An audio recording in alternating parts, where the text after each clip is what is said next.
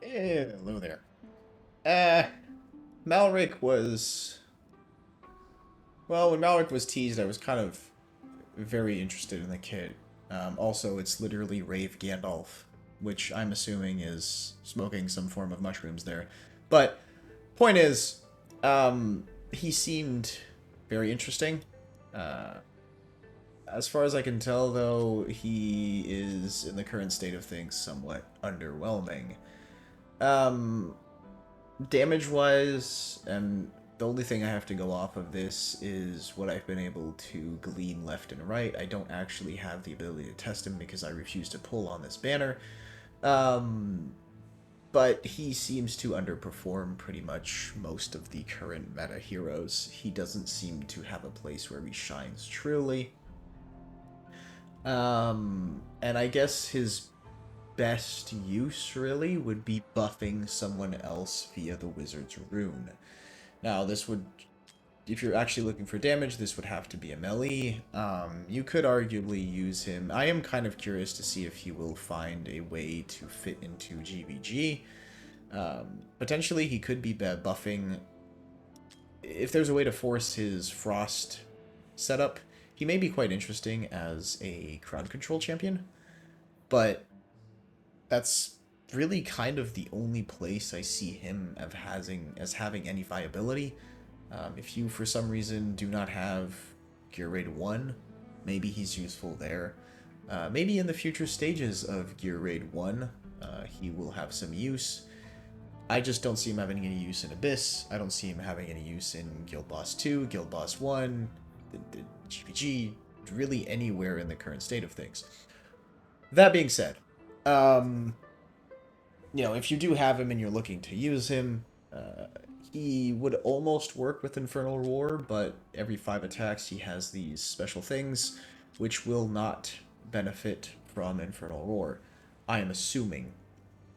They quite possibly do, but again, I can't test them.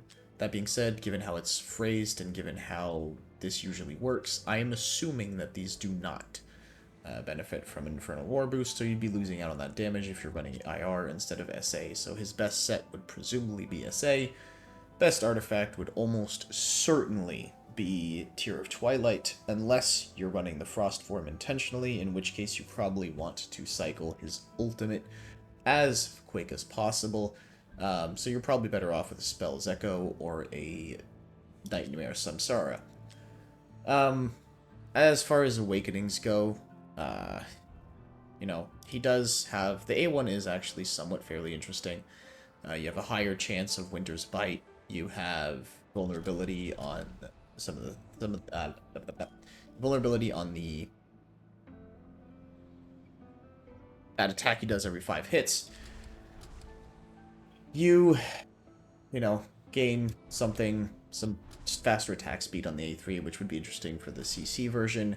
And again, there is potentially the A5, which is actually kind of incredibly interesting. Because this is one more form of preventing death. So, say you had an obnoxious team with Torador, Wukong, him, and Karn. That would take a lot of kills to actually take out that Torador, but that would be a really scuffed team regardless. Bottom line is, this is only my current projection on the matter. I don't think he's worth pearling for currently. And maybe there is something that will make him shine in the future. I just don't see it happening. The reason being that Infernal is already pretty stacked in terms of magic damage dealers. If you really want someone who's freezing everyone consistently, we have Mary. Sure, he does damage on top of that, but still.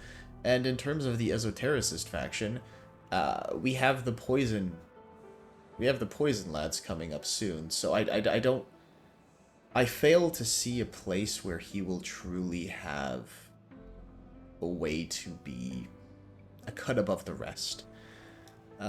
So, anywho, that's my current take on Malrik. Again, backed up with virtually no testing, and by virtually, I mean definitely no testing, and this is pure speculation and gleaning of information left and right.